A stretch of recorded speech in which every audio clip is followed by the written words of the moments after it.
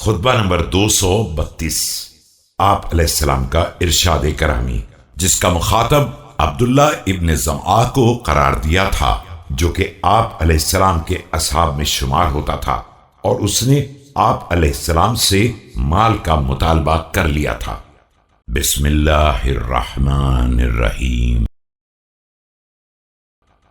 إن هذا المال ليس لي ولا لك وإنما هو فيء للمسلمين وجلب أسيافهم فإن شركتهم في حربهم كان لك مثل حظهم وإلا فجنات أيديهم لا تكون لغير أفواههم۔ یہ مال نہ میرا ہے اور نہ تیرا، یہ مسلمانوں کا مشترکہ حق ہے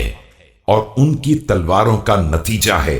لہذا اگر تو نے ان کے ساتھ جہاد میں حصہ لے لیا ہے تو انہی کی طرح تیرا بھی حصہ ہے، اور اگر ایسا نہیں ہے تو ایک شخص کے ہاتھ کی کمائی دوسرے کے منہ کا نوالا نہیں بن سکتی ہے۔